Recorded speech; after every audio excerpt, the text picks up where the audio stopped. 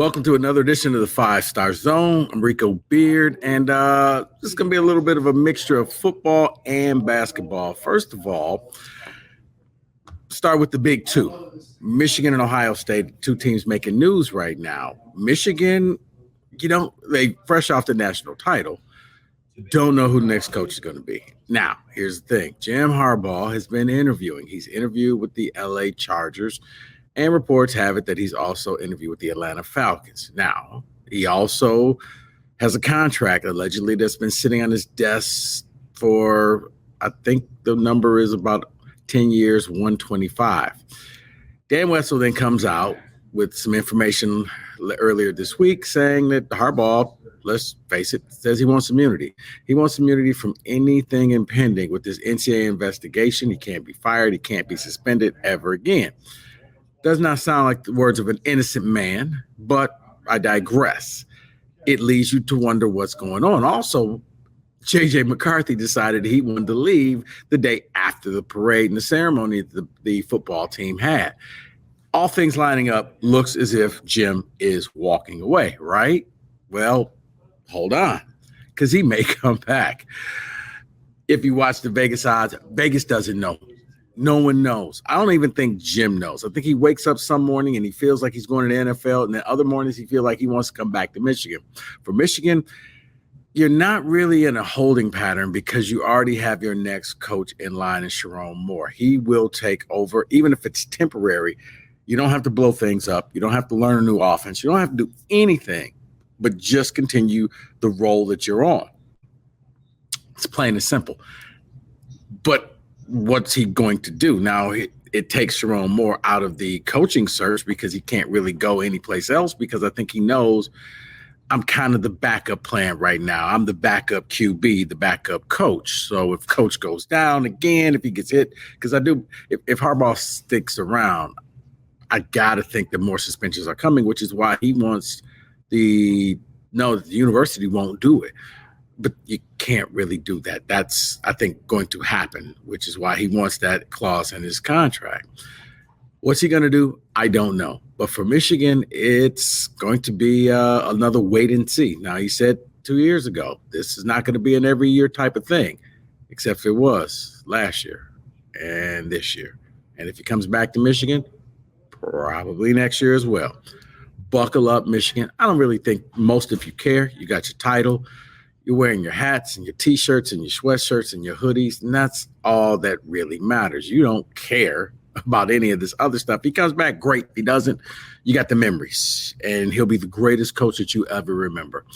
But we got to sit, we got to wait, we got to see what happens. Now we move to Ohio State. At Ohio State, tired of losing to Michigan, and the Brian Hartline experience at OC did not work.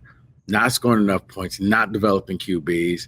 It appears that Ryan Day and Ohio State has reached out to Bill O'Brien, former Penn State coach, former coach of the Houston Texans in the NFL. He's been the OC around different places. He was at Alabama for a little bit. Remember, he was the one who told Jalen, the Alabama quarterback, that he should probably change positions. So, yeah, Jalen Milroe, not a big fan of Bill O'Brien. But Bill O'Brien, it looks like he's going to be headed to Ohio State. What does that mean for the Buckeyes? Well, I think it means that Hartline should probably start looking for someplace else to go, because you're going to get demoted back to wide receivers coach. For Ohio State, you're hoping that O'Brien can jumpstart this offense to make it a deadly offense. Last year, that offense just never clicked. I don't know if it was the OC fault. I don't know if it was McCord's fault. They had all the pieces in place. I'll never feel sorry for Ohio State, because Ohio State is filled with top-tier talent. They just couldn't get it to work, and they couldn't get it to work in the games that they really needed to work, and that was that Michigan game. Your whole season kind of boiled down to that game. You did not get it done. So with Ohio State, they're moving on to Bill O'Brien. We'll see what happens. They still got a ton of people. They got talent. Now, will they take over? I don't know. On paper, looks like they probably should. But I thought so last year on paper that they probably should. So we'll see what happens when it comes to the Buckeyes. Now transition over to basketball. Two local teams, Michigan State. They are fresh off of a victory, thanks to Tyson Walker basically going on his own little mini run against Minnesota on Thursday night. Tyson, as Tyson Walker goes, I should say, the team goes. Tyson is the straw that stirs the drink. Now, the thing is, it's funny, because somebody asked me after the game, like, well, why does it take so long for Tyson to get going? Because Tyson's not the type that just comes out angry. Now, when he does, if you get under his skin, if you piss this man off, he'll come out there and he'll torch you. Go see the Baylor game when he just jump-started the game, scoring 20 points, and before you know it, Baylor was down and they never had a chance. A lot of times in the game, if you're close enough to the court, somebody on the opposing team will say something, get under Tyson's skin, and that's when the fire gets lit under Tyson Walker. And at that point, he just clears out his teammates, and he's just driving to the basket, and you can't stop him, whether it's threes, whether it's driving layups. You can't stop him. That's Tyson Walker. So, yeah, when you see that he's down, he's like, wow, why ain't Tyson scoring? Because nobody's pissed him off yet. Now, it's sad that it takes that to get that going, but that's just what I've noticed sitting down on the court. Tyson, when he starts chirping with another player, oh my God, that's when he becomes that dude. But until then, he's just trying to help out his teammates. It's a characteristic that I saw in Mateen. Mateen was a guy that, for the first probably 32 to 35 minutes of a game, he was trying to get his teammates involved. That's why he's the all-time assist leader at MSU, or at least he was until Cassius took it over, which leads me into Cassius. Cassius was the same thing. Cassius would try to get everybody else involved, and then he would take over. Tyson's the same way, where Tyson wants to see his teammates get involved. Tyson wants to see everybody else go off. So when he sees a Malik Hall getting a double-double, that's good for him. Now, in the end of the game, kind of like Mateen and kind of like Cassius, that's Tyson time. And, lately it's been working, but you can't always rely on jump starting it that late. It was not working. It's why they ended up losing to Illinois, because he wasn't that guy. He missed a lot of shots. So MSU on a path right now. I think that there are only two games they won't be favored to win. Analytically speaking, they should turn it around. Now we have to wait and see, but those two games are on the road at Wisconsin, and they're also at Purdue, which, let's face it, they haven't won at Purdue since Keith Appling was not in jail, just to put things in perspective. So, but that's MSU. Also, I mentioned Malik Hall had a big night. Malik Hall is another guy from Michigan State.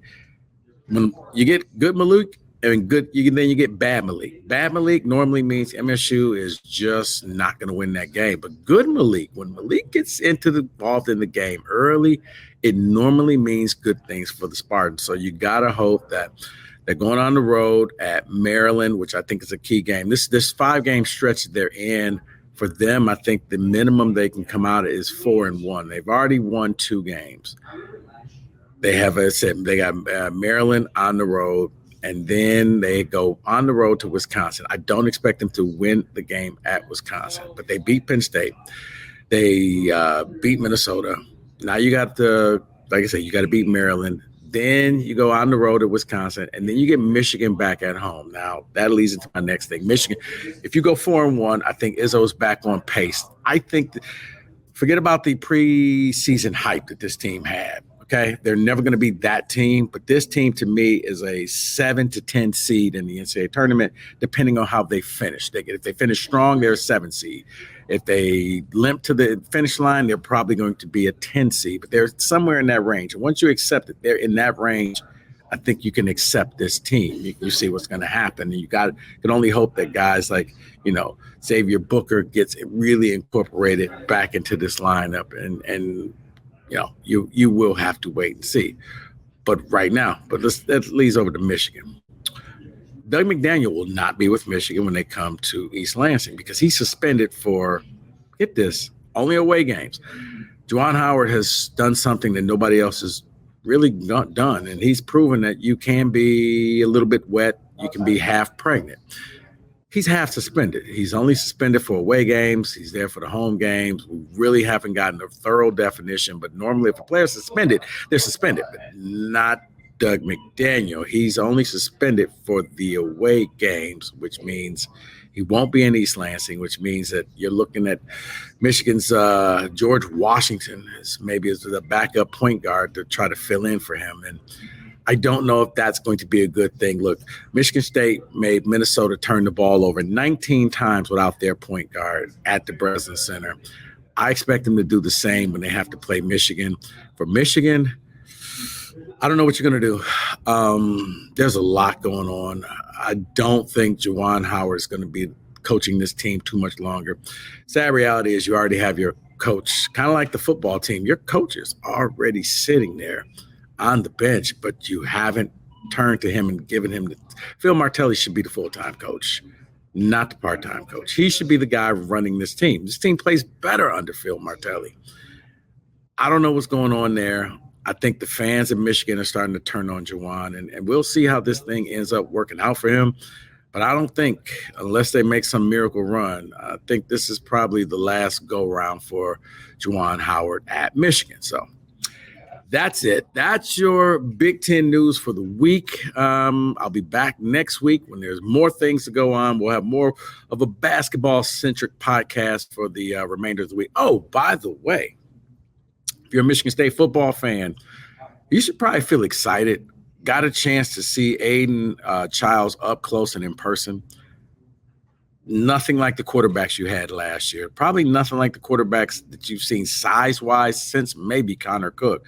Like this kid, I'm anxious to see what happens on the field. I am. Jonathan Smith had the press conference. He introduced all the transfers that are coming there. He says he's going to probably have a spring game sometime in March. I would disagree. Jonathan, if it was me, if you were asking me, I would say have it in April or even May when it's warmer outside, but I'm not running the team. But I am anxious to see how Aiden Childs leads this team because he's probably going to be that first real dual threat quarterback that MSU has had since Drew Stanton. Yeah, going that far back. He's improved the offensive line. He's improved the defensive line. And, yeah, I'm looking at him, and he looks like he is a legit 6'3", maybe even 6'4". Like this kid looks like he's going to be the real deal. So we got to see what he does on the field. But at least for now, he looks the part. All right, until next time we see each other, make sure you keep liking, subscribing, and watching. Tell your friends. Thank you for watching the 5 Star Zone. I'm your host, Rico Beard.